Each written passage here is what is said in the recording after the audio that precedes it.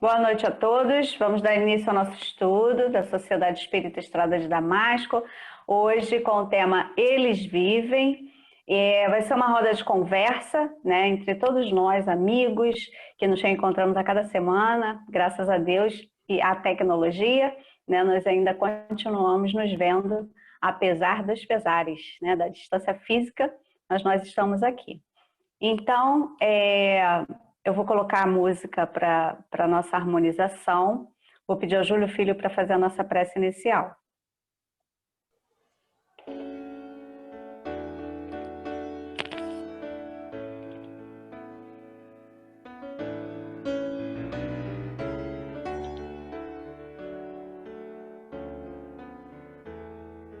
Não, eu não quero falar da minha dor. Eu não preciso andar sorrindo assim. Preciso de amor. Sei que nosso reencontro é logo ali. Preciso resolver o que há em mim. A dor que me parece não ter fim. Deixa eu chorar, deixa eu limpar minha dor. Deixa eu lembrar tudo de bom que passou.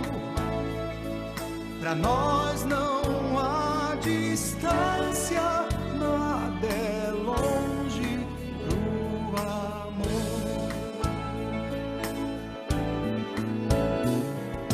Deixa eu chorar, deixa eu limpar minha dor. Deixa eu lembrar tudo de bom que passou. Pra nós não há distância, nada é longe do amor. Bem, eu sei que vai passar e vou sorrir. O tempo só distrai o que senti. Vou me levantar. Caminhos foram feitos pra trilhar. A dor me ratifica que amei. Quando eu puder deixá-la, sorrirei.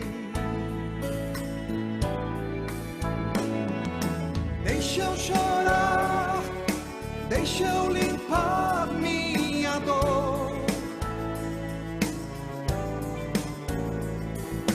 Deixa eu lembrar tudo de bom que passou. Pra nós não há distância, nada é longe do amor.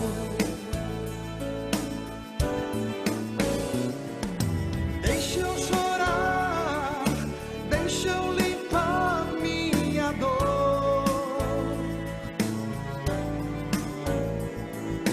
Deixa eu lembrar tudo de bom que passou.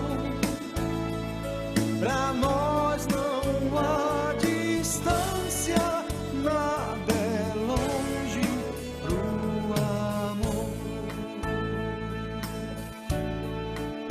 Meu amor, meu amor.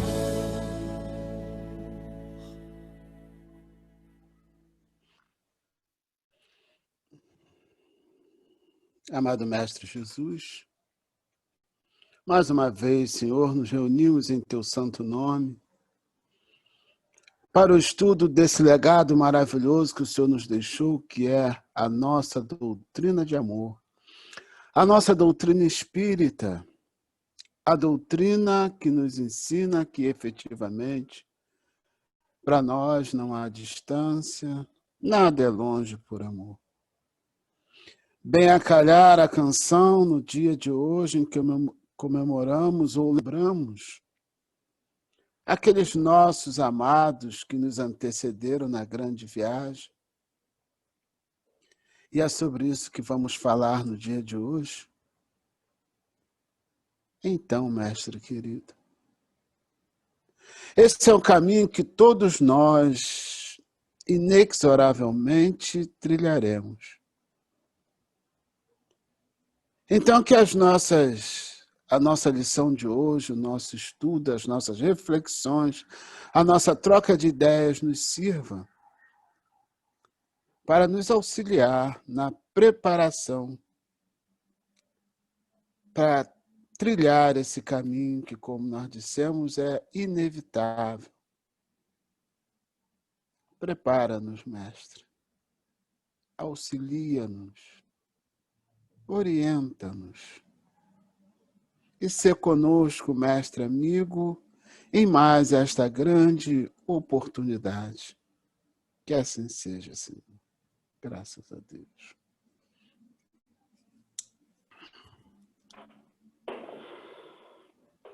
Bom, amigos, como o Júlio já até deu início aí na prece, hoje a gente tem essa temática, né, que está, com certeza, muitas casas espíritas estão nesse momento, né, falando aos corações daqueles que, de alguma forma, sentem saudade, né, dos que partiram antes de nós. E aí, numa conversa entre mim e Júlio, ele falou, vamos tirar um momento, né, para a gente vibrar pelos nossos e tudo.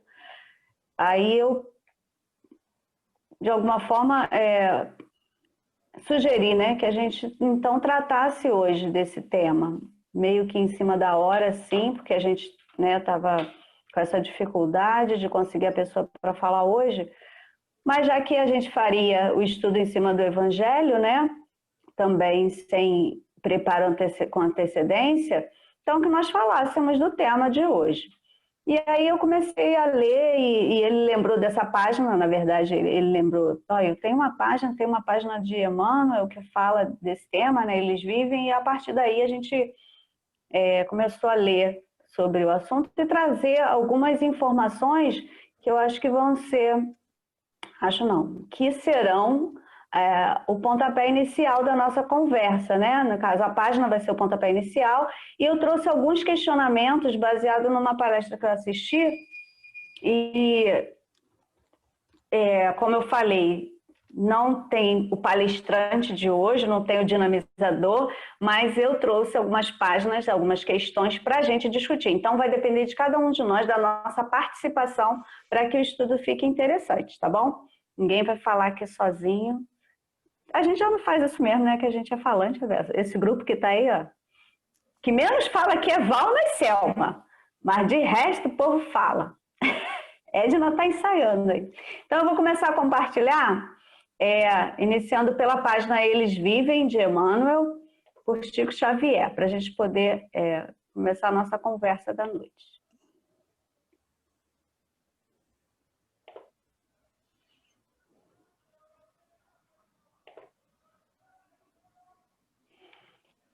Então, o livro é Retornaram Contando, né? Como eu disse, do Chico Xavier, pelo Espírito Emmanuel. Ante os que partiram, precedendo-te na grande mudança, não permitas que o desespero te ensombre o coração. Eles não morreram, estão vivos. Compartilham-te as aflições quando te lastimas sem consolo. Inquietam-te com a tua rendição aos desafios da angústia, quando te afastas da confiança em Deus. Eles sabem igualmente quanto dói a separação. Conhecem o pranto da despedida e te recordam as mãos trementes no adeus, conservando na acústica do espírito as palavras que pronunciaste, quando não mais conseguiam responder às interpelações que articulaste no auge da amargura. Não admitas estejam eles indiferentes ao teu caminho ou à tua dor.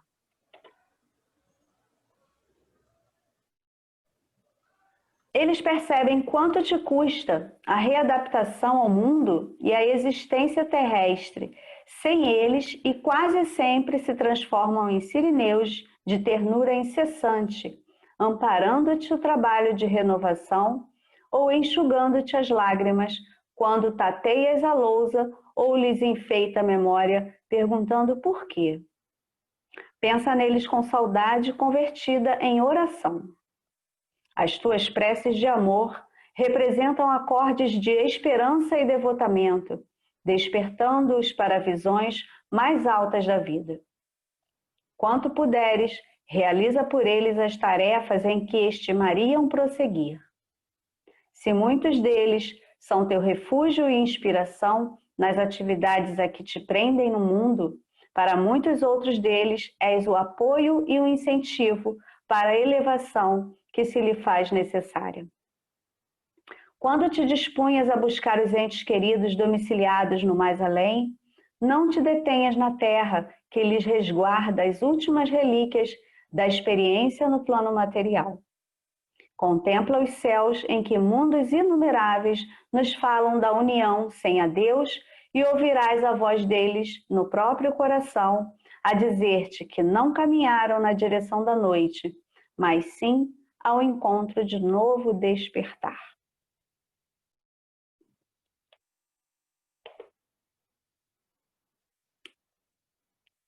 Então, essa lição, assim, ela nos chama a atenção, né, para esse momento que a gente muitas vezes passa, né, de dificuldade em lidar com a separação.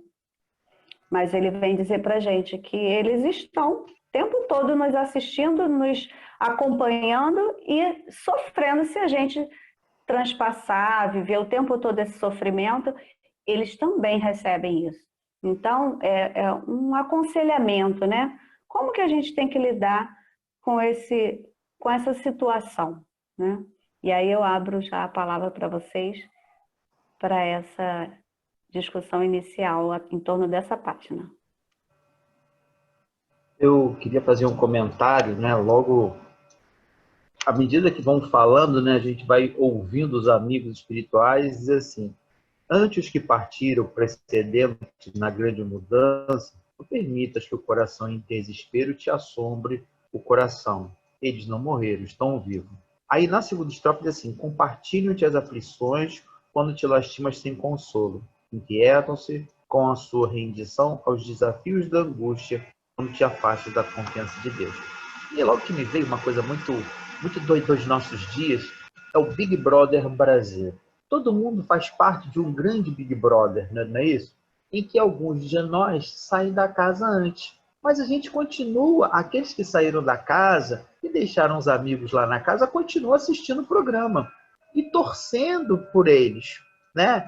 E às vezes a gente vê um ou outro se lastimando, falando assim: cara, tá tudo certo, eu só saí da casa. Vocês estão no jogo ainda, que a gente joga o melhor jogo possível. A gente já sabe aqui do amor, da tranquilidade, da fraternidade. Então eu fiquei pensando que a única coisa que acontece é que a gente sai da casa. E aí eu volto de novo, que a gente depois vai estar falando, que é aquela situação quando Santo Agostinho diz: olha, hoje vocês estão no mundo das criaturas, eu estou no mundo do Criador, ou seja, está num plano mais amplo. Então, essa imagem me veio logo à memória. São aqueles que saíram por algum motivo da casa antes, mas o jogo continua. Júlio Filho. Sou eu? É. Bastante interessante, né, a figura que foi criada aí pelo Marcelo Berlim, a questão de sair da casa. Eu queria só destacar como essa página foi interessante para mim, por isso eu a sugeri para o nosso estudo de hoje. Porque eu mudei totalmente a minha postura, passei a ter mais cuidado com a maneira como eu penso e falo com relação àqueles que me antecederam. Essa página foi um despertamento muito grande para mim. E Mudei realmente. Eu queria só registrar a princípio isto, até para que outros também falem. Beleza. Ativa. Hoje, no começo eu falei, o Marcelo ligou para mim e a gente passou um bom tempo conversando. Foi muito bom, foi muito gostoso. Obrigada, Marcelo. É sempre muito bom falar com os amigos. E eu falei para ele uma coisa que eu estava esperando que a Ana Cristina Estevão entrasse, para que eu falasse. Quando você foi falar sobre ancestralidade, eu fui questionada que é, como diretora, né, apesar de tão longe da Casa de Damasco, achava, no particular isso, do tema, né? Aí quem me conhece, né, já sabe até qual é a resposta, eu acho. E eu falei que já tinha ido protestante para a Casa de Damasco, falar sobre a visão dele do espiritismo lá no protestantismo, lá na igreja dele e tal, Paraná, falei um bocado de asneira. Hoje eu digo que é asneira, né? E ainda estava distante, tipo assim, né? Meu voto é voto vencido. Aí, quando eu assisti hoje a palestra da Ana, eu fiquei com vergonha de tudo que eu falei. Fiquei com vergonha e eu falei para o Marcelo, né? E disse assim, e ainda escrevi, que eu achei assim tão ridículo o que eu falei. Então, assim, eu anotei. Quando achamos que conhecemos tudo, nos fechamos a novos aspectos de determinado assunto que achamos que já se encontra fechado, né? Por quê? Aí eu digo assim, quando eu terminei de ler isso aqui, quando achamos que conhecemos tudo, nos fechamos para novos aspectos de determinados assuntos que achamos que já se encontra fechado, já achamos que já sabemos de tudo. Aí eu disse assim, isso é orgulho. Eu botei aqui no papel. Isso é orgulho. Achar que que às vezes a gente acha que já sabe tanto que não pode ouvir outras coisas, embora a gente possa até ter lido.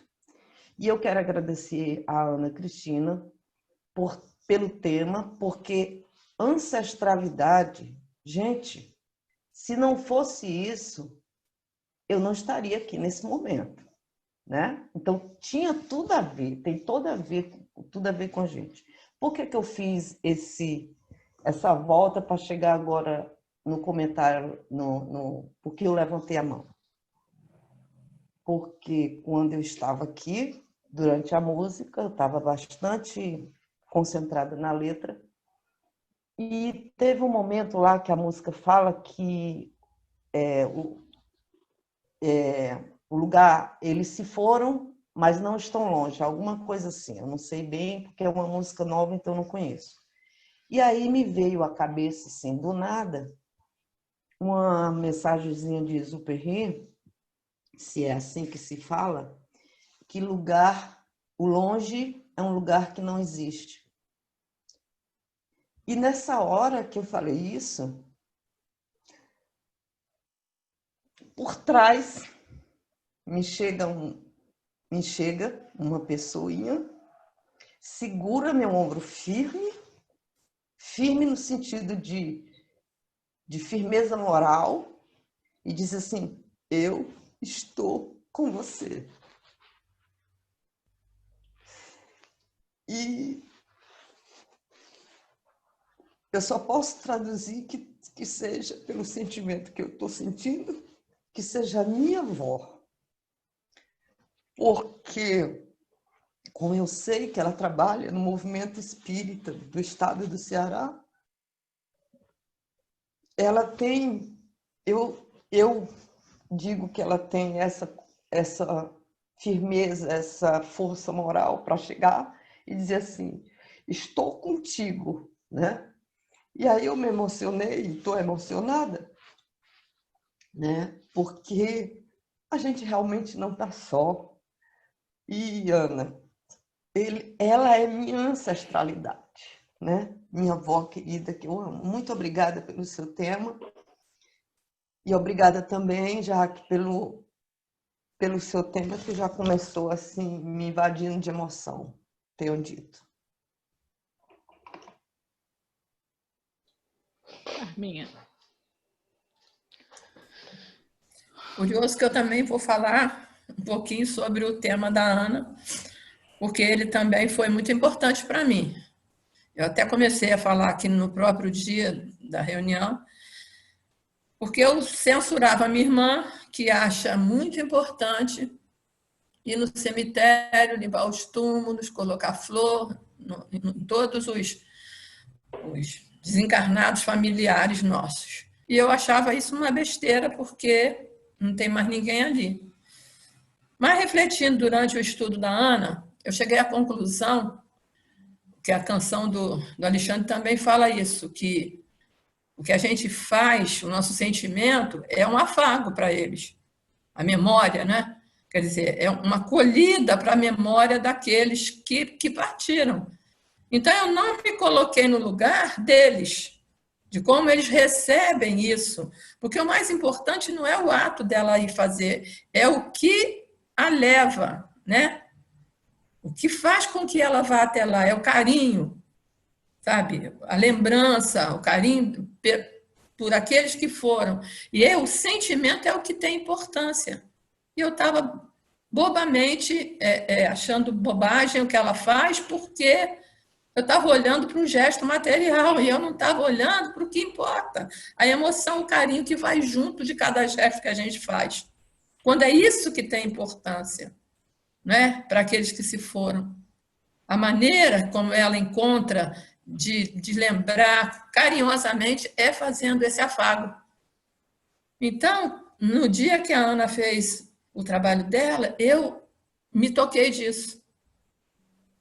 Falei, poxa, a gente tem uma mania de julgar, né, a atitude do outro sem estar no lugar dele para saber o que os está imbuindo do que estão fazendo. E aí o Marcelo fala do Big Brother e eu vou além um pouquinho dizendo assim, eu saí da casa, não, eu voltei para casa, porque a casa do Big Brother é a casa temporária, é a casa que a gente passa um período lá. Então, aqueles que saem estão voltando para casa de verdade, né? Mas continuam lá esperando por nós, porque nós vamos voltar também para a nossa casa.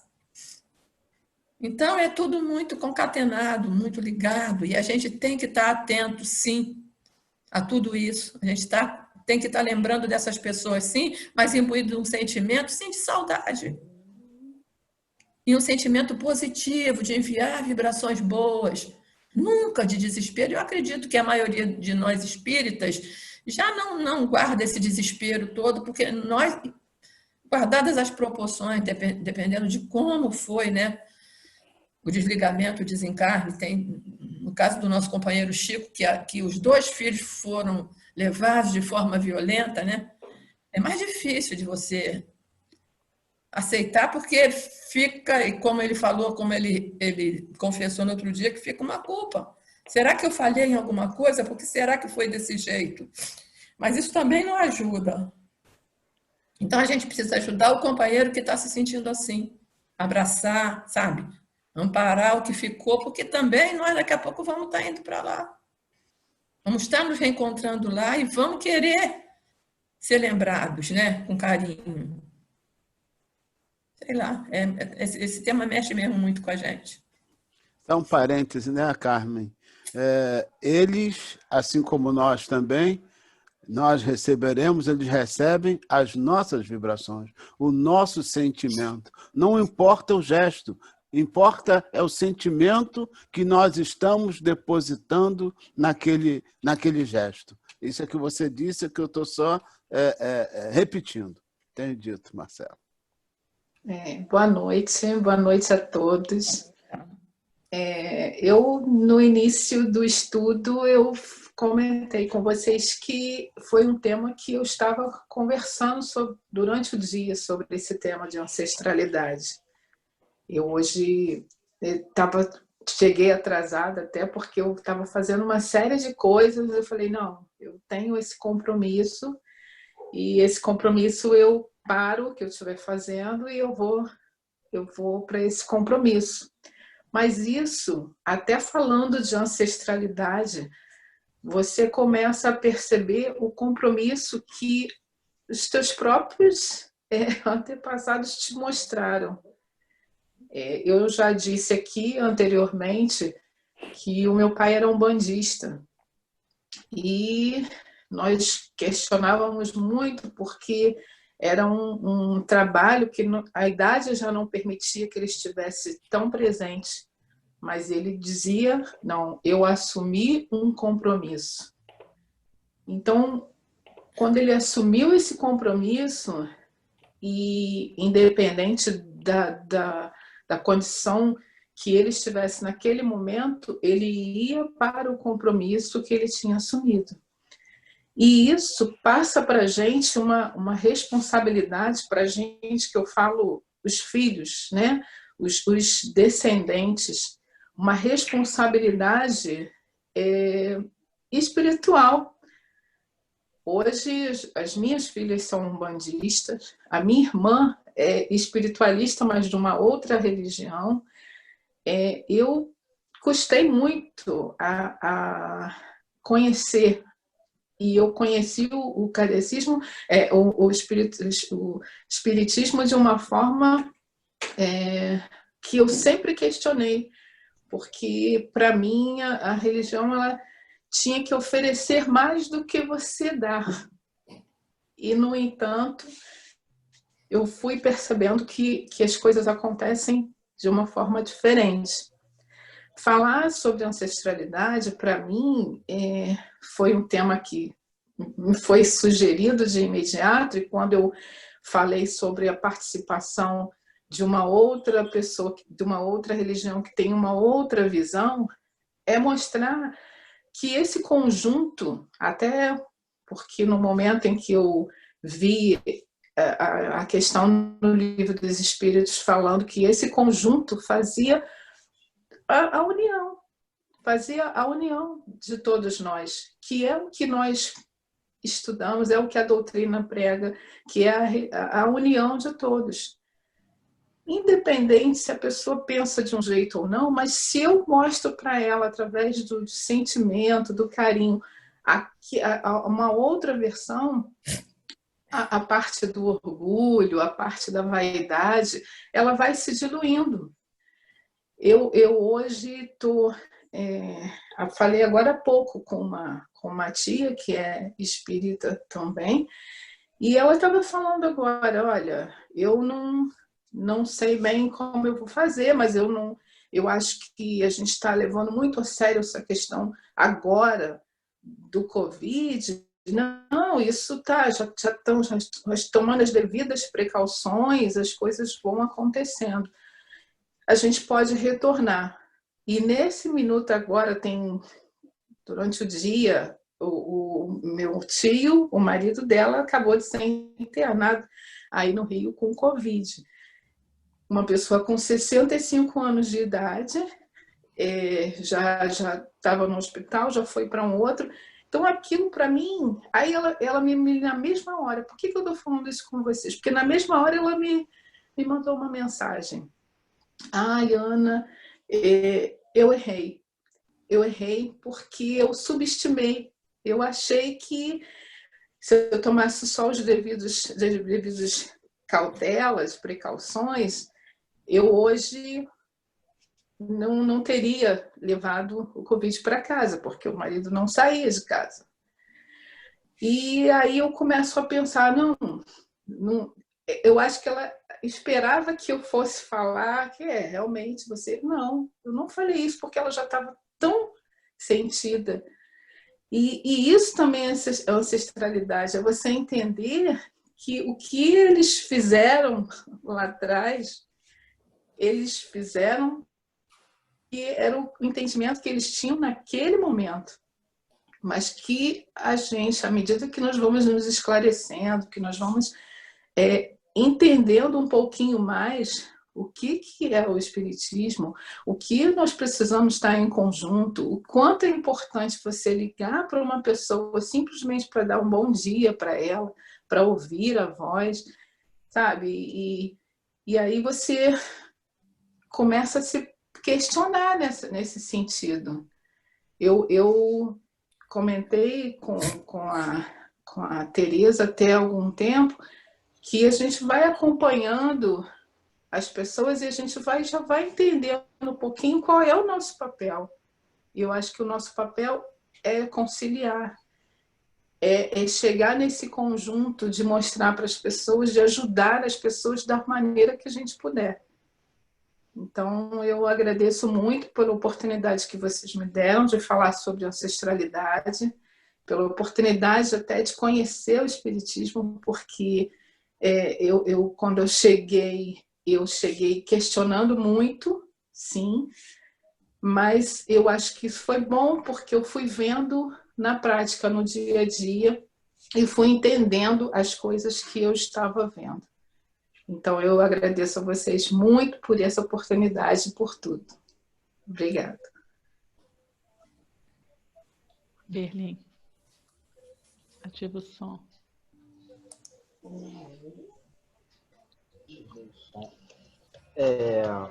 Tem que algumas tirar sua imagem, tá? Falar que tá ruim a internet. Pode tirar. E que a Carmen falou dessa coisa, né? Que as pessoas iam lá ao cemitério limpar, porque na verdade as pessoas não estariam lá, mas é o lance da conexão, né? É quando você faz com carinho. E aí existiu uma pequena charge onde no mesmo cemitério, né, estavam indo um oriental e um ocidental. O ocidental havia chegado mais cedo e deixou no túmulo da esposa umas rosas. Quando chega, né, o chinês e deixa um potinho de arroz. E aí o ocidental olha para ele e fala assim: meu senhor, com todo respeito, o senhor acha que ela vai voltar para comer esse arroz? Ele responde: e você acha que ela vai voltar para cheirar essas rosas? Entendeu? Então, quer dizer, a cultura de cada um precisa ser respeitada. Não é a tigela de arroz ou as rosas depositadas, mas são as rosas do teu sentimento que estão ali, né? E aí, já que todo mundo falou de ancestralidade, eu vou dar aqui uma pitada de humor, né? Esse tema tinha que ser submetido à diretora Master Plus, que era a Tereza, né? E aí, para falar com a Tereza, o que eu fiz, né? Eu usei de um subterfúgio lícito. Eu deixei para falar por penúltimo o Júlio. Falei: Júlio, o tema vai ser esse, vai ser assim. Aí ele falou: poxa, que legal, que bacana. Eu falei assim: aproveita e avisa a Tereza. Aí ele disse: não. Você, como diretor, não vou fazer isso. Fale você com a Tereza. Eu falei: Jesus amado. E aí eu fui lá e falei com a Tereza, e a Tereza prontamente, né, anuiu. Eu falei: Tereza, não vou nem mais falar Botou. ninguém. Se você anuiu, todo mundo. E eu queria dizer que eu tive a oportunidade e a honra de, lá na Casa de Damasco, as últimas 2 vezes, falar sobre esse tema no dia 2. Vocês sempre me convidam. E eu sempre comecei a palestra lá fazendo a pergunta: qual é o melhor país para a gente desencarnar? Né? Alguém ainda lembra qual é o melhor país?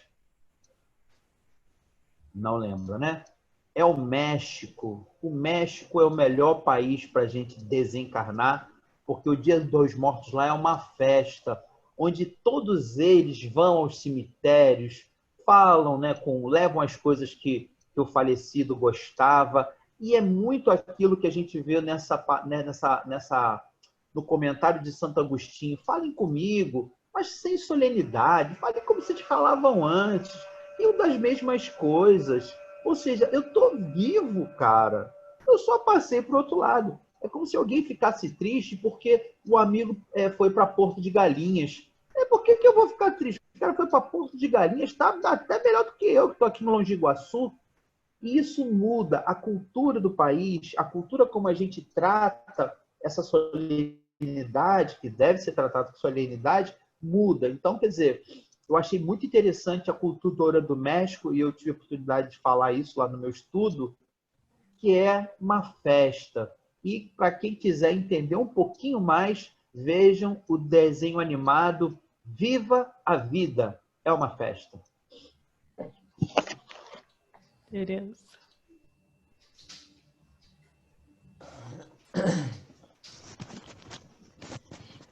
O Marcelo fez uma pergunta, e aí eu me lembrei de Haroldo Dutra, quando ele falou: na hora que a gente perde, entre aspas, o nosso ente querido, a nossa dor é diferente da do budista, da do evangélico, da do umbandista, né? Do ateu, seja ela qual for a sua religião ou não ter religião. Ele diz que a dor é a mesma. Ela não tem diferença. A dor é a mesma. Aí eu digo o seguinte, que esses nossos entes queridos, que já se foram, na verdade, eles foram os que chegaram antes para nos receber, né? E, de uma certa forma, numa ordem cronológica, eles vão primeiro que a gente. Às vezes acontece o contrário, né? Mas a gente deve tudo a eles, a esses que já se foram, né? E tudo que a Ana falou na palestra dela, né? Tá tudo fundamentado dentro do Livro dos Espíritos, o que me deu mais vergonha ainda, né? E é o que eu faço toda noite, gente. É o que eu faço toda noite, porque quando eu vou dormir, eu tenho um ente querido, que é o meu bisavô, né? Que morreu na época, acho que aos 90 anos, vovô Chiquinho. Eu me lembro dele muito miudinha, mas eu tenho a imagem dele perfeita na minha cabeça, e eu me pego orando por ele, né? Orando por ele, vovô Chiquinho. Aí eu digo assim, caramba, faz tantos anos que o vovô Chiquinho desencarnou, né? Ele já é um desses aí que talvez já esteja vivendo na família de novo, eu fico pensando, né? E aí, se for, vai receber a minha prece, o meu pensamento de amor, da mesma forma, né? Então, a gente, na verdade, né? A gente tem que orar por essas pessoas, por esses entes queridos que tiveram aqui conosco, que nos deram o prazer, né, de estar conosco, de nos criar, de nos orientar, de nos direcionar na vida, né? E a gente tem que ter mesmo esse amor por esses entes queridos e agradecer por eles e rezar por eles. E é o que a gente deve fazer mesmo. E faz falta eles, tá? Carminha. Eu queria, assim, fazer um outro link também com o Covid, né? Do nosso tema de hoje com o Covid-19. As pessoas têm tanto medo da morte, né? Que essa doença, ela tem feito ela tem agido de uma forma diferente no coração de cada pessoa. Hoje mesmo eu tive contato com um amigo meu, né, que eu conheci lá na Anandra, que é um colaborador lá com a fábrica da Ana, né? Eu estava lá na casa da minha irmã, a Ana também estava. Aí ela falou assim, Carminha, 7 horas a gente está fazendo uma corrente, tem um grupo que está fazendo uma corrente, e elas fazem por Zoom também. Junta aquele grupo, e eles fazem só uma página de preparação e fazem a prece, né?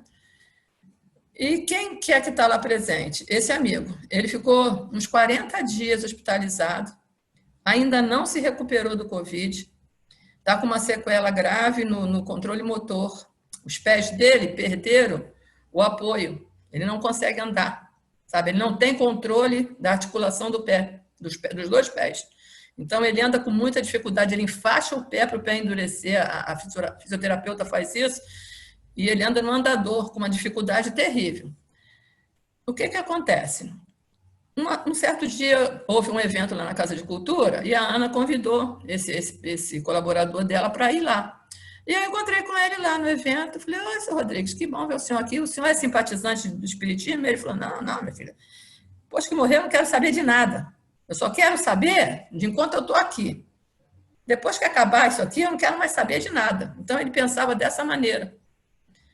E hoje ele está lá, na corrente de oração, participando da prece. Então, uma coisa que aparentemente é um mal terrível, o Divaldo vem dizendo que não é, que essa doença é uma bênção, que a misericórdia divina mandou para a gente, para evitar uma catástrofe maior, que seria uma guerra, possivelmente atômica, que estava prestes a ser desencadeada no mundo. Ele fez um novo pronunciamento falando novamente a mesma coisa.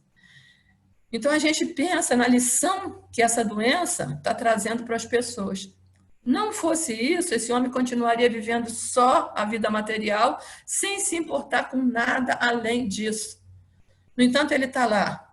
Por causa de toda essa dificuldade que a doença causou nele, ele repensou a vida dele. Né? Então, olha o que a ameaça de morte pode fazer com a gente. A gente acha que é um mal, mas muitas vezes é um bem muito grande, né? Que a gente precisa parar para analisar. E nada melhor do que um dia como o de hoje, né? Que às vezes a gente diz que é só uma convenção, para a gente fazer isso, para a gente repensar coisas. Só isso, amigos. E aí eu vou pegar esse gancho que a Carmen está deixando, né, para falar de vida. Porque quando eu comecei a ler a página e buscar subsídios para a nossa discussão de hoje, eu encontrei uma palestra bacana, né, no YouTube, daqui a pouco eu vou falar o nome do orador para vocês, que ele trazia essa proposta, né? A gente sabe da morte, ou melhor, a gente sabe que a vida continua, né, que a morte não existe, né, nesse sentido de acabou tudo, como o companheiro aí, o amigo da Carminha pensava, né, não quero saber, e quantos que a gente conhece, né, que tem essa postura. E aí, eu vou compartilhar aqui as indagações que ele traz para a gente, os questionamentos que a gente precisa fazer a partir dessa informação. Se a vida continua, como é que eu estou vivendo? Como é que eu estou me preparando para essa continuidade, né? Então, achei bastante interessante. A gente já tem discutido até bastante sobre isso, né? Nesses nossos estudos, a gente vem falando muito sobre a nossa postura, a necessidade de mudança, né, de postura mediante as nossas dificuldades.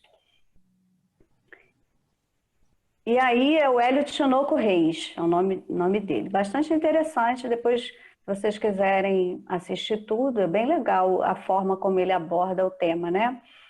E aí ele fala da realidade da morte, né? Ele traz um dado estatístico que 103 pessoas morrem por minuto, que dá quase 2 a cada segundo. Então, essa informação de que todos iremos morrer, ele fala até de uma forma engraçada. Você sabia? Não é novidade para você, né? Que você também vai morrer.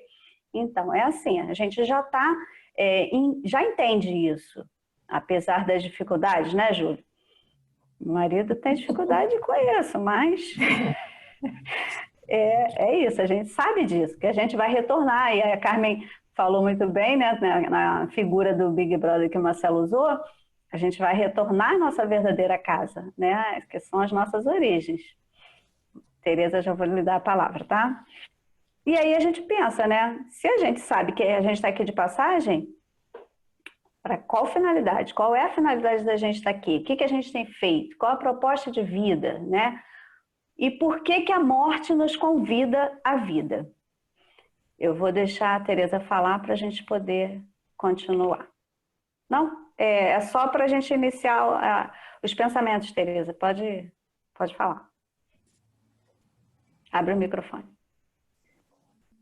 Haroldo, você acabou me lembrando, fazendo me lembrar do Haroldo, que ele tem uma palestra que ele diz assim, eu gostaria de começar essa palestra informando a vocês que todos vocês que estão aqui vão morrer, né? Aí o pessoal, né? Eu achei muito bacana aquela introdução, porque ele dá um choque na gente, né? Sinto muito lhe informar, acho que sinto muito lhes informar de ser o portador dessa notícia, vocês também vão morrer. Isso. É verdade. Mas aí eu queria colocar o seguinte, na verdade, aqui talvez o mais jovem aqui dessa turma seja... Sou eu, filha. Sou eu. Não. Agora pronto. Apareceu não sei quantos candidatos. Mas vamos lá. Júlio, vamos falar de nós. O que eu quero dizer assim, que na verdade, hoje eu pensei também na Carminha, porque ela está dizendo para a gente, desde do começo do ano praticamente, que ela encerra as atividades profissionais dela na empresa na qual ela trabalha em dezembro. Já avisou, né, Carminha? Já acho que já deve ter avisado a empresa. E eu fiquei pensando assim. Aí eu disse assim, eu estava conversando com um amigo e disse assim, ela vai se aposentar, já é aposentada, vai deixar de trabalhar para poder descansar, repousar. Aí eu disse, não. Carminha não vai descansar e não vai repousar. A Carminha vai se dedicar à doutrina espírita. Eu falei assim. E realmente, por que eu estou falando isso? Porque a idade, né? Eu digo isso porque eu já estou com quase 60 anos, eu posso dizer, eu digo com maior naturalidade, eu tenho 58 anos, né? Então, não é porque eu vou fazer 60, mas a gente vai aos poucos, parece que depois eu vou dizer depois dos 50, que no 40 eu ainda estava no pique ainda das coisas, mas depois dos 50 você vai começando a repensar a sua vida. Você vai vendo o que é que você pode fazer diferente, como é que você deve fazer determinadas abordagens, como é que você vai começando a descobrir várias coisas que antes você não dava importância. Eu não quero dizer com isso que a gente faça, não. Entendeu? Mas a gente procura dar, assim, uma melhorada. A idade nos leva a esse raciocínio, né? A essa mudança de pensamento, essa mudança de como é que se diz? Tem um nome até mais bonito, né? Que agora eu não estou lembrando, de paradigmas, né? Quer dizer, então a gente vai fazendo essas mudanças. Então, tem gente que não faz, isso é verdade. Tem gente que chega, eu tenho um exemplo na família, meu pai ficou velho e, né, ficou velho no sentido de idoso, e continuava com os pensamentos de um garoto de 30, né? Quer dizer, então tem gente que não muda. Quando eu falo isso, porque o Covid, agora falando o que a Carminha falou, ele nos está colocando, ele nos também está dando, está nos ajudando a repensar as nossas ideias, os nossos pensamentos. Na verdade, apesar de que tem gente que não mudou, Hoje eu recebi uma ligação de uma companheira, né, de muito tempo, uma amiga do Ceará. Ela disse, não, eu vou ter que viver minha vida. Eu não posso estar me escondendo dentro da minha casa, eu não posso isso, não posso aquilo. Aí eu ouvi, sabia, a vontade que eu tive foi de responder aqui na garganta tudo, né? Mas eu digo, sabe de uma coisa? Cada um com seu cada um, né? Porque a gente está aqui para... Se a gente não começar a refazer o nosso caminho, como é que a gente vai chegar lá? Já era para ter feito desde quando eu nasci. Já era para ter feito diferente. Mas já que eu só comecei a pensar nisso nos 50, que eu chegue lá, né, pelo menos assim, lá no final da relação, lá, né, com algum, né, um tiquezinho, nem que seja vermelho, mas apareça de alguma forma. E é isso. A idade nos proporciona, Júlio, você me desculpe, mas a dona Regina também vai nos confirmar isso, a idade nos favorece no amadurecimento desses paradigmas, desses pensamentos, dessas mudanças de hábitos. Tenham dito.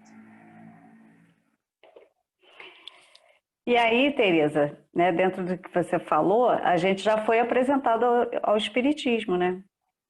Que é uma ciência cujo fim é a demonstração experimental da existência da alma e sua imortalidade, por meio de comunicações com aqueles aos quais impropriamente têm sido chamados mortos. Então, Gabriel Delane fala aí no Fenômeno Espírita, no prefácio. Então, a gente já tem a informação, né? Você não começou aos 50 a ter essa informação, já bem novinha, você já vem ouvindo, né? Já tinha essas informações e estudava a respeito. Então, a gente já não pode mais dizer que não sabia. A gente sabe disso tudo, né? Então, nos cabe a repensar, né? Como você falou, se eu comecei aos 50, né, a despertar, ou que tenha sido antes, mas a gente foi buscar longe. A gente, em algum momento, a gente tem que parar e repensar as nossas atitudes, né? E ainda que não vai, a gente sabe que não vai ser de uma hora para outra, mas isso vai ter que acontecer. Então, eu jogo a pergunta para vocês. Qual a nossa responsabilidade diante da vida? Nós temos sido responsáveis diante das oportunidades que a vida nos oferece? Porque se a gente fala de mudanças, se a gente fala de entendimento, né, que a vida continua, que eu preciso melhorar o quanto antes, né, eu não vou esperar a próxima encarnação, eu vou me modificar nessa mesma, eu tenho que começar, ainda que passinho de formiga, eu tenho que começar. Como é que a gente está vendo aí essas questões? Berlim está na vez. Marcela, ativamente. Gente, eu sempre, nas minhas orações matinais, eu peço a Jesus para me manter atento a tudo e não só aproveitar as oportunidades que são feitas, mas que eu as crie. Eu preciso criar oportunidade. Eu não posso ver alguma coisa, fica assim, quando ela me pedir, eu dou a mão. Não. Eu vou lá e ofereço a minha mão, entendeu? Porque o máximo que vai acontecer é dizer assim, olha, querido, muito obrigado. Como foi o caso uma vez que eu estava eu estava na calçada, eu já contei, botei a mão na testa, comecei a pensar. Eu só estava pensando que eu estava descarregando o carro de bolo, só estava tentando lembrar qual era o próximo. Parou um carro, duas meninas, falou assim, o senhor está passando bem? Está tudo bem com o senhor? E aí eu até me espantei, falei, não, está tudo bem, eu só estava pensando. Ou seja, elas estavam de carro, passando ali, estavam atentas. A diferença é o orar e vigiar, é que a gente precisa estar atento, não só às oportunidades criadas por Deus, mas aquelas que a gente pode criar. Pergunta, abre a boca, entendeu? Para a gente poder estar falando com pessoas. Isso aí. Carmen. Eliane. Eliane? Uhum. Primeiro ela. É quem primeiro, Eliane? Eliane. Para essa pergunta aí, é importante que a gente primeiro se conheça, né?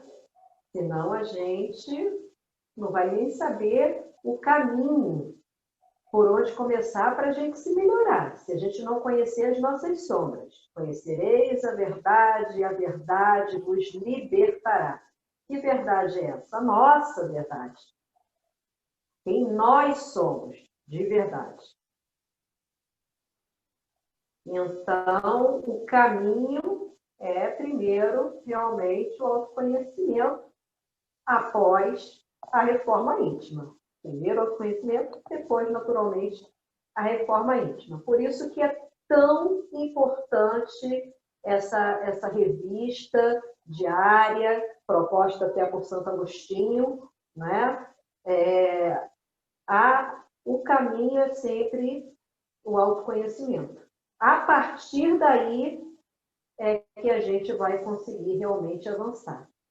Porque muitas vezes a gente até evita, espíritas mesmo, né? Muitas vezes a gente foge um pouquinho dessa proposta do autoconhecimento, porque isso demanda muita responsabilidade. Demanda a necessidade de sair da zona de conforto, uma série de situações. E, às vezes, mesmo sendo espíritas, a gente não quer.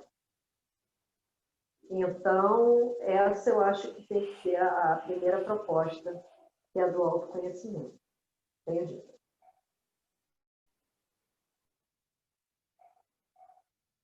Carminha.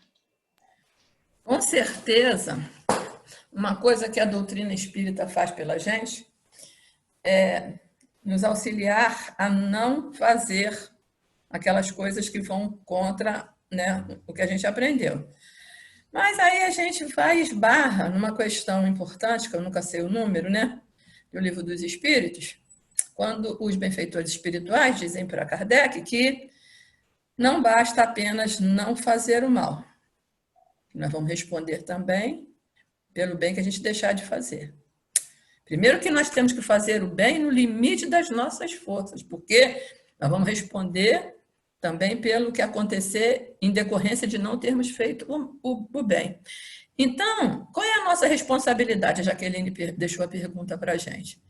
A nossa responsabilidade não é só em agir de acordo com a lei, não fazendo mal, não prejudicando ninguém, porque isso a gente já está se esforçando, pelo menos nesse sentido. Com toda certeza, quem conhece a doutrina espírita está se esforçando por não prejudicar o outro, por respeitar o direito do outro e tal. Mas a gente tem que ir além. A nossa responsabilidade é em fazer o bem. Porque nós seremos responsáveis também por tudo que acontecer em virtude da nossa omissão. Aí é que é o grave. Porque eu também não sei quem é que afirmou, mas que eu concordo plenamente, que a omissão é pior do que o erro. Porque o erro, pelo menos, mostra para a gente que a gente está tentando. E a omissão, não. A omissão mostra que a gente está estagnado, que a gente se contenta em não prejudicar o outro. Só que a omissão também pode prejudicar sem que a gente perceba. Então, é bastante séria a condição. Quanto mais a gente aprende, por isso é que quanto mais a gente aprende, mais responsabilidade a gente tem, porque a gente vai abrindo, né, a nossa visão e a gente vai percebendo coisas que a gente não via antes. Então, acho que a nossa responsabilidade é isso que o Marcelo falou, agir. E não se satisfazer só em deixar de fazer o mal. Júlio. O muro é do diabo. Bom, dentro dessa reflexão, dessa linha que nós estamos adotando, muito interessante para a nossa reflexão da noite, eu estava procurando aqui desesperadamente, eu achei aqui uma frase que eu queria pedir a autorização ao dirigente da reunião para eu tentar compartilhar, não sei se eu vou conseguir, porque ela nos, como é que se diz, favorece essa nossa reflexão, o direcionamento dessa nossa reflexão. Vocês me autorizam a compartilhar? Vou tentar. Posso? Já está autorizado. Opa.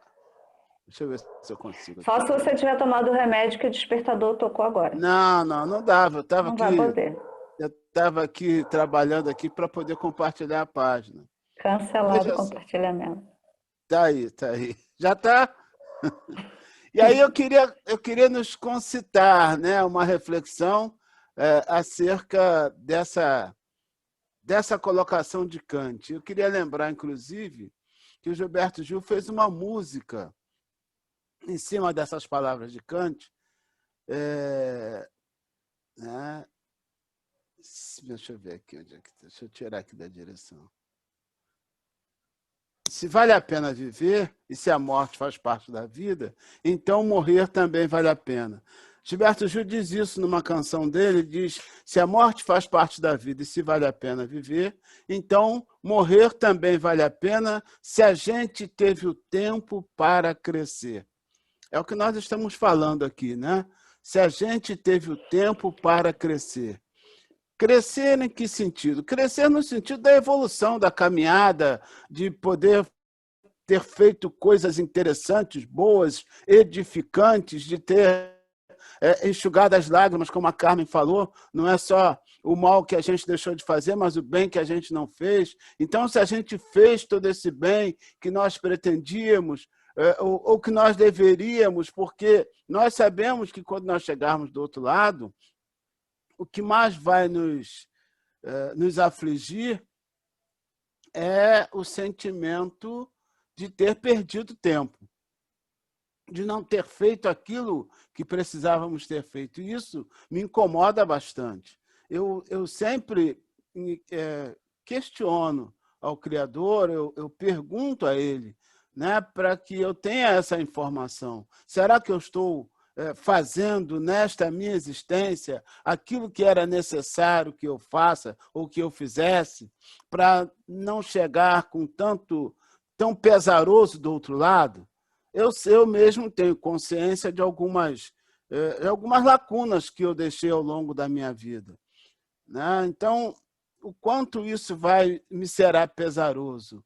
Eu acho que aí eu estou trazendo, dentro das questões que a tia Jaque trouxe, colocando esse pensamento de Kant para a gente, então, começar a trabalhar com isso. O que vocês acham? Tereza vai falar aí, já está com a mão levantada. Ah, bom, esse silêncio tinha me causado uma preocupação. Eu até brinquei aqui comigo mesmo. Tinha que ser não sei como é a pronúncia aí, mas eu vou dizer Emmanuel, né? Emmanuel. Porque me lembrou Emmanuel, né? Devido à frase, né? Que é muito interessante. Se vale a pena viver e se a morte faz parte da vida, então morrer também vale a pena, né? E a gente sabe que eu vou falar que todo espírita tem medo de morrer. Aí todo mundo vai dizer assim, será? Não, eu não tenho medo de morrer, não.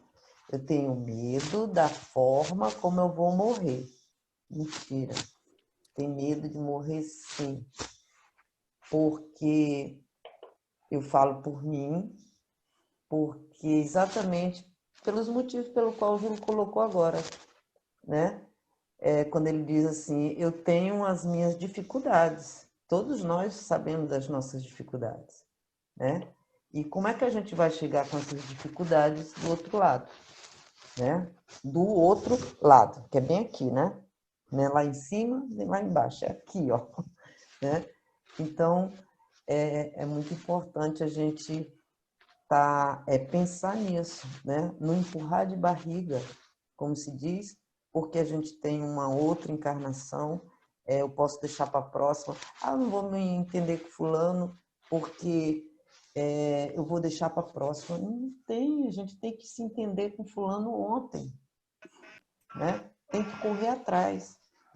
E aí, ao mesmo tempo, eu acho que eu me lembrei agora também do que a Carminha falou, quando ela fala que a gente... quando a gente se omite, a gente tem uma responsabilidade muito maior, que a omissão também é uma forma da gente tentar né, trabalhar é uma grande dificuldade, né? A gente se omite diante de determinada coisa e é uma dificuldade que a gente vai ter que arcar com ela quando a gente sair desse plano físico, né? E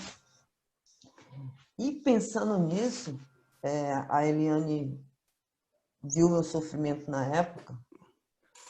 Eu trabalhava numa determinada área de uma prefeitura e eu via muita coisa errada, né? E eu comecei a perceber, porque quando você chega, você não percebe, né? E aí, quando eu comecei 3 meses, 4 meses, eu digo, não, tá tudo errado. Não posso. E eu me lembro que eu conversei com a Célia, antes de lembrar, eu me lembro que eu conversei com ela, eu chorava na reunião da segunda-feira, porque eu estava adoecendo. Eu estava ficando doente. Para dormir, quando eu chegava do trabalho, eu tinha que tomar remédio diante de tudo que eu via. E eu estava sendo conivente, eu me achava conivente com aquilo que eu estava vendo. Então, eu não me senti no outro dever, na época, né, de pedir para sair, ficar sem emprego. Eu não tinha outro emprego, eu só tinha aquele. Eu pedi para sair porque a pessoa ficou correndo atrás de mim. Não, o que aconteceu que você... Eu digo, eu não quero mais, eu não quero. Por quê? Porque eu não quero. Quer dizer, eu não poderia ser conivente com aquilo que eu estava vendo. Por quê? Gente, eu tenho que tentar, sabe quando você trilhou um caminho de pedregulho e que você tem que começar a tirar as pedras maiores para poder você ter condição de pisar naquelas menorzinhas? Isso é uma ideia que eu estou fazendo. Então, pedregulho, pedreira, eu não tenho que ter mais. Deixa só as pedras maiores. As pedreiras eu tenho que tirar. Então, para poder valer a pena. Para poder valer a pena desencarnar. Né? E não chegar lá com tanta... ser hospitalizada lá naquele hospital de Inácio, lá, se eu não me engano, é Inácio, né? Doutor Inácio, né? Dos espíritos que chegam com a questão... Inácio Ferreira. Inácio Ferreira, né? É isso, tenho dito. Júlio. Eu? Não era Berlim primeiro? Não, o Júlio estava com a mão levantada antes. Bom, a questão que eu queria colocar para a nossa reflexão é se todos nós temos, de fato, consciência de que a morte faz parte da vida. Como é que a gente vê isso? Como é que nós entendemos a morte fazendo parte da vida? Quem ousaria, em poucas palavras, em breves palavras, tecer alguma consideração sobre isso? Ninguém? É isso mesmo? Marcelo já está na fila para falar, amor.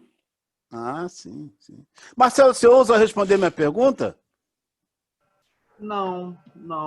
Eu não, mais ou menos é o seguinte, olha, é tudo um ciclo Fecha a que se câmera. abre e se fecha, se autolocutando. Marcelo, Fecha a câmera. Acho que Marcelo. morrer faz parte. Marcelo. Já fechei. Oi. Aquilo que eu falei contigo, quando você for falar, você tem que tirar a tua câmera, senão a gente não escuta nada. Ok. E aí, estão escutando agora? Ei. Ouvem agora? Sim. Então não vou usar responder a pergunta do Júlio, não. Mas você ia falar alguma coisa antes disso. Ah, posso falar o que eu queria dizer? Antes, que não tem a ver Pode, com o que ele perguntou. Você Posso já estava com a responder? mão levantada. Ah, então tá. Eu não sei se é um processo de obsessão profunda ou fascinação que eu sofro, mas eu estou com maior tranquilidade de morrer agora. Por quê? Porque eu tenho certeza absoluta que eu não vou passar por umbral nenhum, entendeu? Eu não sou um cara tão malvado, eu acho que estou aproveitando essa oportunidade toda, Se não for um processo de autoação ou fascinação, eu estou muito tranquilo. Claro que eu não gostaria de ir agora, tem coisas ainda para realizar, mas eu sinto numa tranquilidade, entendeu? Que já viria até tema de comentário do Chiquinho. Ele fala que tem um amigo que diz que tem certeza. Eu não sei se eu tenho certeza, mas eu não tenho nenhuma preocupação. Eu acho que quando a gente tem preocupação, é possível dar uma passadinha lá. Mas eu estou numa despreocupação, como eu disse para a Tereza, eu sou um pouco vira-lata, então eu estou aproveitando as oportunidades. Bateu no peito, eu chuto para gol. Bateu no peito, e se não tiver chutando aqui, eu estou cruzando a bola. Entendeu? Eu estou atento, entendeu? É isso aí. Carminha. Ativa seu som. Quando o cara está pronto para responder essa pergunta do Júlio, quer dizer, quando ele consegue vislumbrar a morte como fazendo parte da vida tranquilamente, ele vai falar como o Divaldo. Estava ouvindo o Divaldo no outro dia, o Divaldo falando assim, uma serenidade, né, à altura dos 93 anos dele, dizendo assim, que morrer é só despir a veste de carne como se ele viesse. Eu cheguei a visualizar a gente caminhando, né? A gente só despe a veste de carne e prossegue. Quer dizer, a coisa mais natural. Para o Divaldo. Para mim, eu ainda estou com uma dificuldadezinha de enxergar com essa naturalidade toda. Admiro o Marcelo, que está tranquilo assim. Eu não estou, não. Até pelas omissões que eu disse que eu reconheço, que ainda sou, né, responsável por elas. Eliane. A partir do momento que a gente identifica as nossas mazelas, né? Que a gente reconhece as nossas mazelas, conforme eu já mencionei outras vezes, né? É porque nós temos condições de resolver. E se nós não resolvemos, é aí que entra a situação da responsabilidade. Então, eu, como a Carminha, tenho uma certa preocupação com isso, sim, porque eu tenho mazelas que eu já identifiquei e que ainda não resolvi. Então, isso me gera preocupação. Fazendo um comentário em cima do que a Carminha falou e, ao mesmo tempo, tentando responder a pergunta do Júlio, quando ela falou se decidir, né, entre o bem e o mal,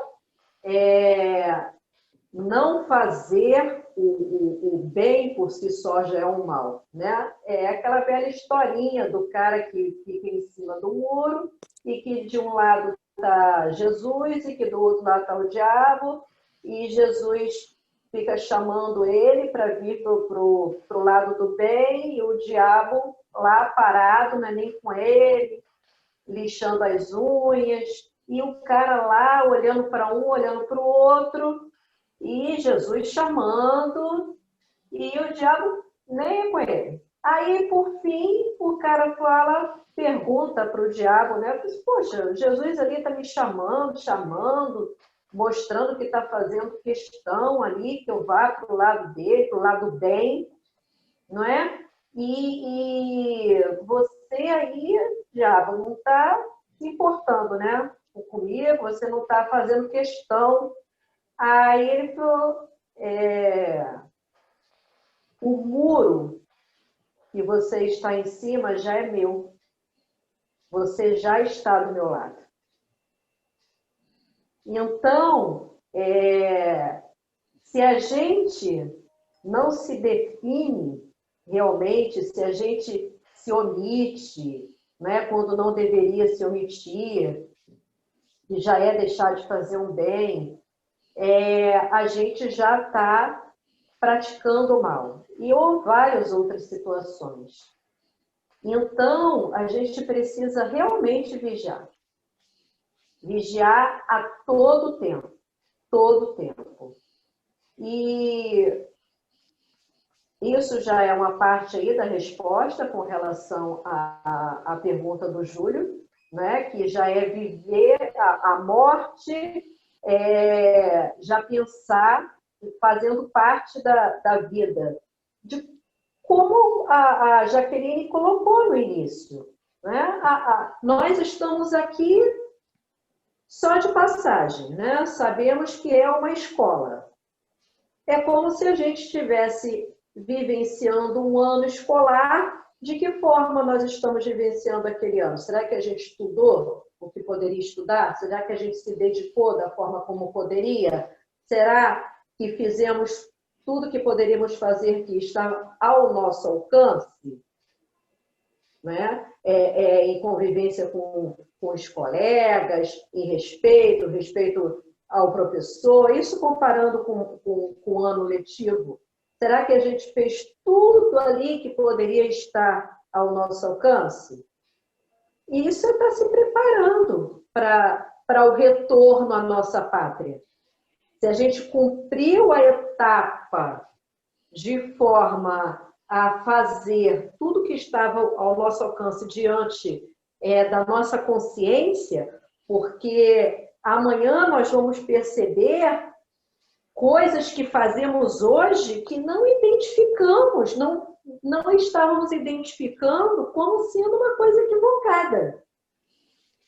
Eu e acredito que todos vocês, até há pouco tempo, fazíamos coisas que a gente não percebia aquilo como algo de errado. E hoje, a gente já, caramba, aquilo que eu fazia é totalmente equivocado e eu não me dava conta. Então, é de viver de acordo com a nossa consciência, com tudo que a nossa consciência já compreende como o que nós temos que realizar, o que nós temos que buscar verdadeiramente alcançar. Aí, a partir daí, é o nosso preparo para o retorno à pátria. Beleza. Eu ouvindo aqui, com essa frase aqui na minha frente aqui o tempo todo, eu me peguei na finalização. Então, morrer também vale a pena. Eu diria que existe uma diferença, né, que a gente sabe, entre morrer e desencarnar, porque morrer é muito fácil, você está aqui, cai e já morreu, mas você pode ficar ligada a tudo que se encontra aqui da sua vida atual.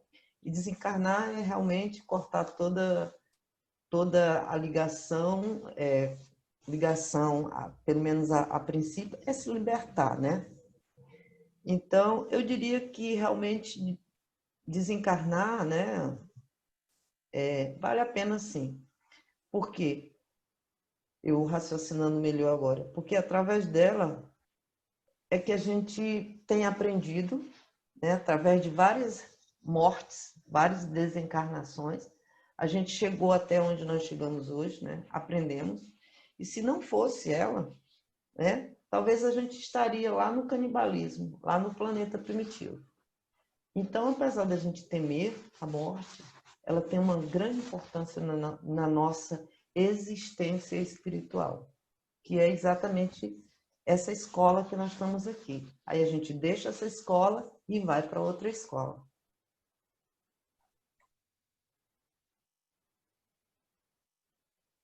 Tem mais alguém aí, Patrícia? Júlio concluiu, então, com essa fala? Pode descompartilhar, né? Não, Você então quer concluir? Deixa eu só Vai concluir, concluir? então, rapidamente, né? O que nós pretendíamos quando nós lançamos essa frase do Immanuel Kant? É só chamar a atenção que a vida, ela tem, no sentido lato, ela tem duas vertentes, né? Uma hora nós estamos no corpo, outra hora nós estamos lá no mundo primitivo. Mas a vida é uma só. É por isso que a morte faz parte da vida. Dessa vida que é uma só. Que ora nós estamos na carne, ora nós estamos fora da carne. Quando nós estamos na carne, nós encarnamos com um planejamento reencarnatório. Como muitos falaram, bem próximo disso, né? Então, se eu consigo cumprir aquele planejamento reencarnatório, quando eu passo para o outro lado, vale a pena. Valeu a pena ter vindo e voltar para o mundo primitivo, voltar para a verdadeira vida, porque eu cumpri a minha etapa naquela encarnação. E quando tiver que voltar de novo, vou voltar com outro planejamento que eu espero cumprir para poder voltar. Então, eu acho que é muito nesse sentido que Immanuel Kant e o próprio Gilberto Gil, na canção, trata essa questão de que se vale a pena viver e se a morte faz parte da vida, então morrer também vale a pena. Tenho dito, vou descompartilhar. Então, eu vou concluir aí para a gente. A gente já falou, né? Alguns já deram suas contribuições aí para essa pergunta, né? Estamos aqui de passagem, estamos investindo para conquistar um lugar melhor no plano espiritual? Estamos nos preparando para a verdadeira vida? Estamos nos avaliando? Muitas vezes semeamos espinhos e queremos colher flores por imaturidade. O que temos semeado? Estamos sendo honestos a ponto de olhar os nossos corações e compreender que os erros fazem parte da nossa história e detectar um trabalho pessoal e de vencê-los como a proposta espírita? Que é interessante a gente também ressaltar que não é se condenar porque a gente ainda não está conseguindo, né? A gente tem que se avaliar diariamente e ver o que a gente já caminhou. Valorizar os pequenos avanços, né? A gente tem falado bastante sobre isso. E não desistir porque ainda não conseguiu. Mas é um caminho que a gente está perseguindo, está percorrendo, né? Ele trouxe aí esse trecho da lição 147 do livro Fonte Viva, que a página é Refugia-te em Paz, né? E é só um trechinho. Como acontecia nos tempos da permanência de Jesus no apostolado, a maioria dos homens permanece no vai e vem dos caminhos, entre a procura desorientada e o achando falso, entre a mocidade leviana e a velhice desiludida, entre a saúde menosprezada e a moléstia sem proveito, entre a encarnação perdida e a desencarnação em desespero. E aí está grifado, até foi... O grifo foi do próprio palestrante, né? Porque ele fala de como chega lá, né? De como nós chegamos do outro lado, né? Para que a gente não chegue dessa forma, em desespero por ter sentido, né? Que falhou na encarnação, porque não conseguiu dar conta daquilo que planejou, como o Júlio acabou de falar, que a gente precisa começar a mudar as nossas posturas. Começar, não, a gente já começou, né? Vamos colocar isso na nossa mente. A gente não pode se invalidar, né? Ou invalidar as nossas tentativas, mas que a gente precisa realmente se imbuir mais desse esforço aí para poder avançar um pouco mais, né? Então, no final ele fala, meu amigo, se adotastes efetivamente o aprendizado com o Divino Mestre, retira-te a um lugar à parte e cultiva os interesses de tua alma. Eu lembro que a Eliane trouxe num dos estudos dela a proposta da maturidade, né, espiritual. A gente vai alcançar, né? E a gente tem que realmente buscar essa mudança, esse autoconhecimento, tudo isso que a gente vem se propondo a cada estudo, porque eu tenho visto essas nossas conversas, né, nesse período todo da pandemia, repensar o tempo todo, né? Como é que eu estou caminhando para chegar lá? E aí o Júlio também citou isso aí, numa das falas dele, né? A maior dor do espírito é chegar no plano espiritual e descobrir que perdeu tempo. Isso foi uma fala de Chico Xavier que ele plagiou.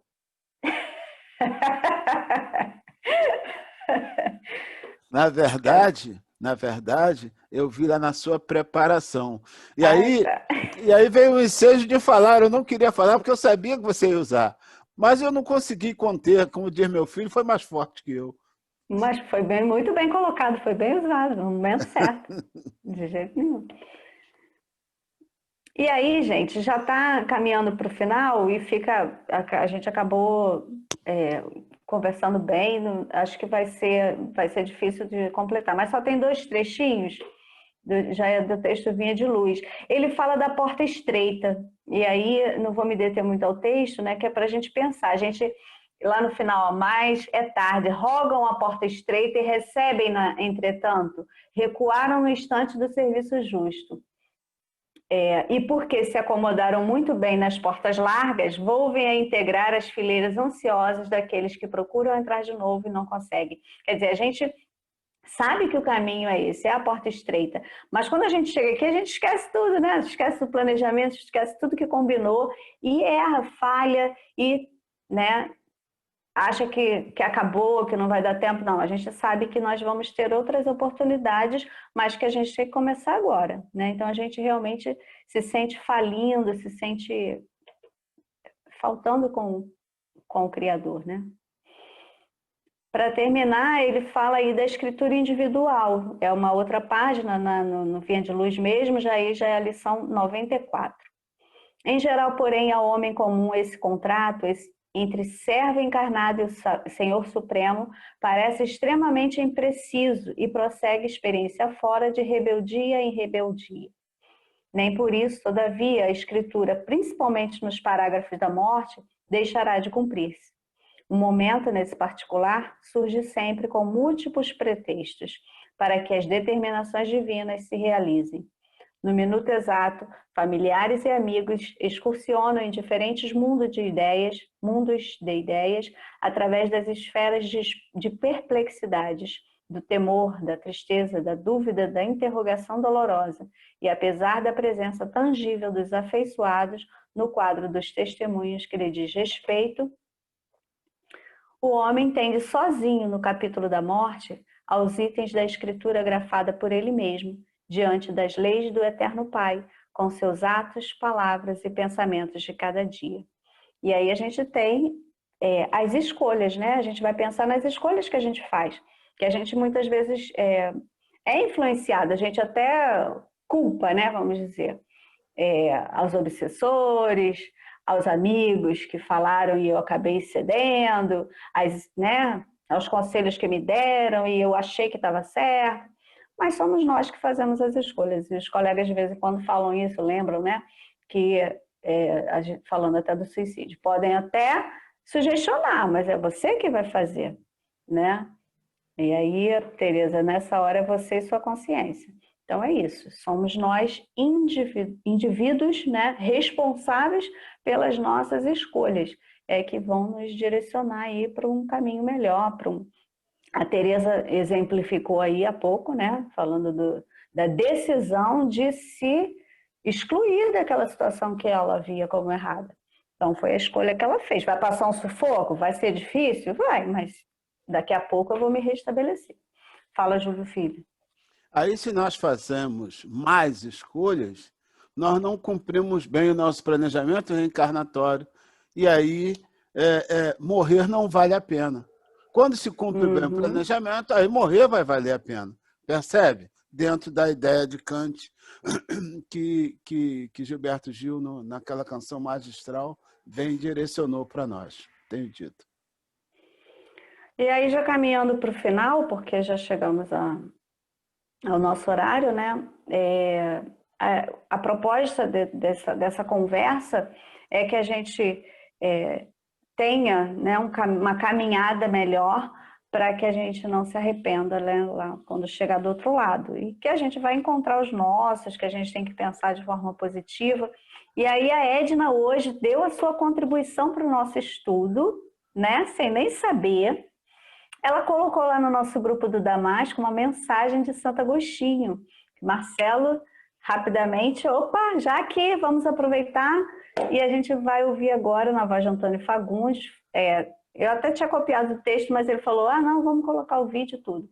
E aí a gente vai terminar com essa mensagem de Santo Agostinho sobre essa questão de passar para o outro lado, né? A questão do morrer, né? Então vamos lá, vamos compartilhar. Que eu ouvi você falar que está perto do fim. Mas o fim não é o fim de tudo. Não? Existe vida depois da morte? Isso é uma pergunta que o ser humano faz desde que começou a pensar.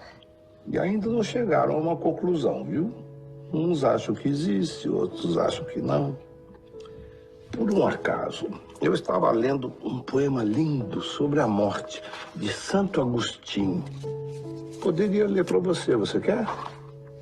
Quero. A morte não é nada. Eu somente passei para o outro lado do caminho. Eu sou eu, vocês são vocês. O que eu era para vocês, eu continuarei sendo. Me deem o nome que vocês sempre me deram. Falem comigo como vocês sempre fizeram. Vocês continuam vivendo no mundo das criaturas. Eu estou vivendo no mundo do Criador. Não utilizem um tom solene ou triste. Continuem a rir daquilo que nos fazia rir juntos. A vida significa tudo que ela sempre significou. O fio não foi cortado. Eu não estou longe. Apenas estou do outro lado do caminho. Você que aí ficou, siga em frente. A vida continua, linda e bela, como sempre foi.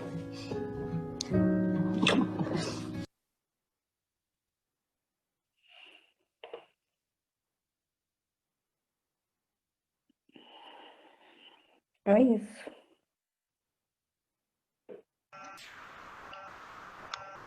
Muito bom. Show de bola. Muito bacana mesmo. E eu lembrei agora da nossa amiga Neuzi, que com certeza está sempre junto com a gente. Deve estar participando dos nossos estudos sempre que pode. Ela também trabalha, né, lá. Mas me bateu saudade. Então, vamos na nossa prece lembrar dos nossos que se foram, né? Todos os nossos. E fazer esse afago para eles. Quem é que vai fazer a prece? Quem é que vai fazer esse afago? Cada um de nós vamos pensar nos nossos. E, como foi dito durante o nosso trabalho, a Carmen enfatizou bastante isso, pensar nos nossos com muito carinho, porque são os nossos sentimentos que eles vão receber. É isso.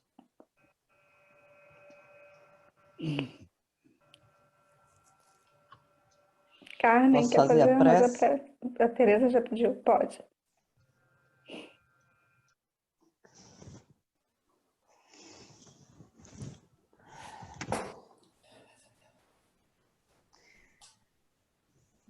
Amado Mestre Jesus,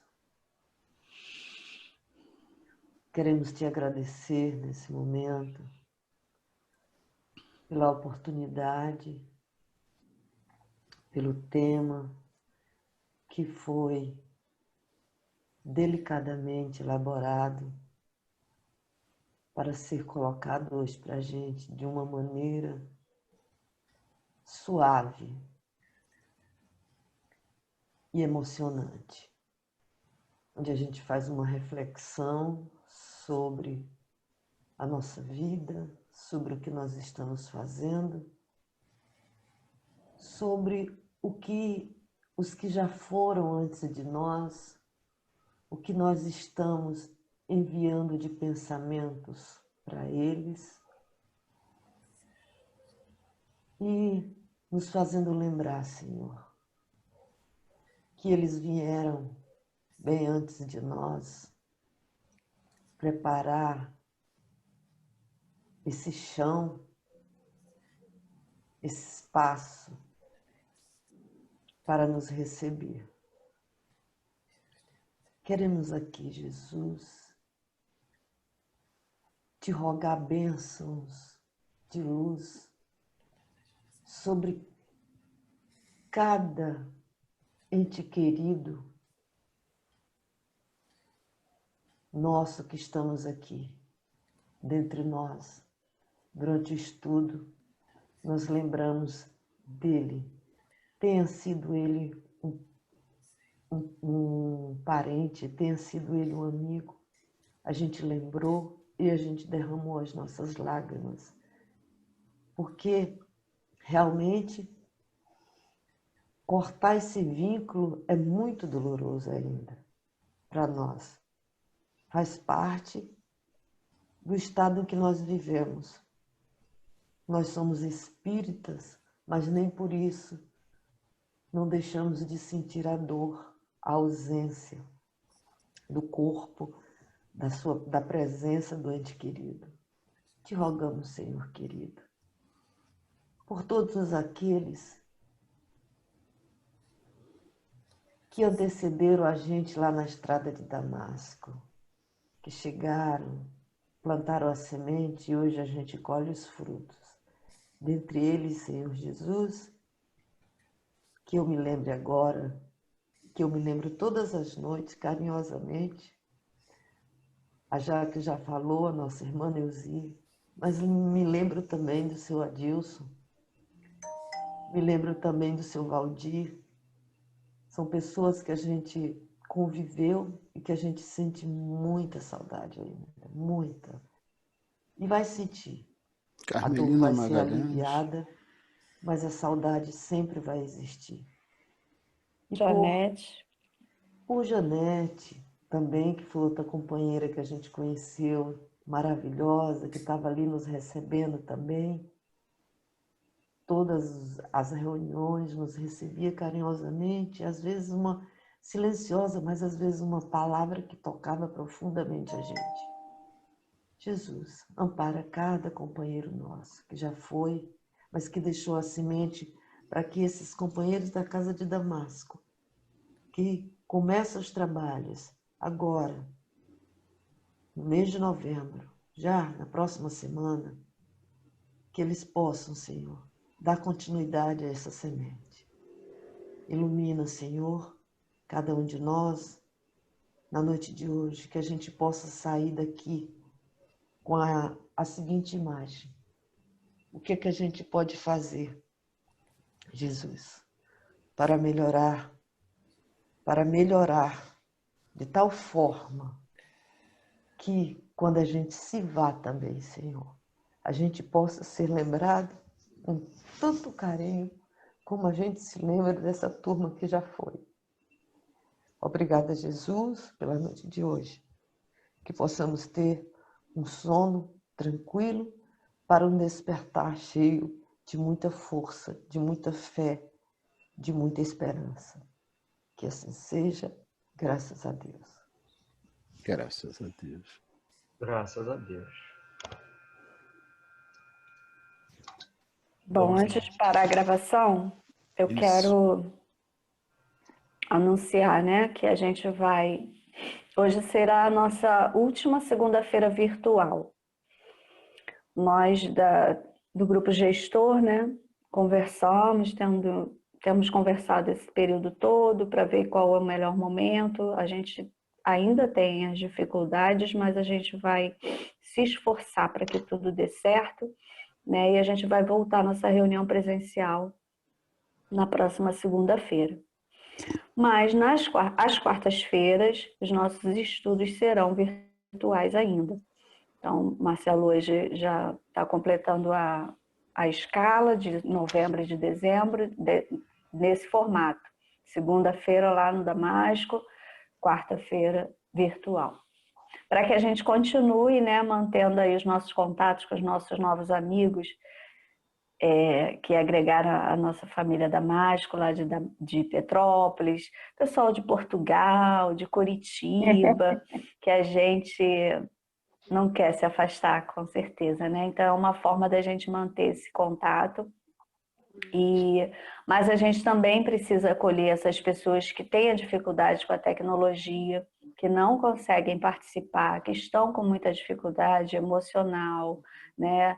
E que está trazendo para o corpo físico as suas dificuldades. Então, a gente está pensando em todo mundo, né? E, para isso, a gente vai realmente buscar aí, seguir todo o protocolo, está se organizando para isso e vai, no dia 9, a gente vai estar lá no Damasco. Então, quem se sentir à vontade, se sentir em condições, as cadeiras já foram retiradas para que ninguém né, equivocadamente sente pertinho do outro, o uso da máscara, o álcool, tudo a gente está se organizando para atender da melhor maneira possível, tá? Então, hoje, inclusive eu vou botar esse texto depois lá no grupo da Máscara para anunciar para todo mundo, né? Vocês estão sabendo aí de primeira mão, tá certo?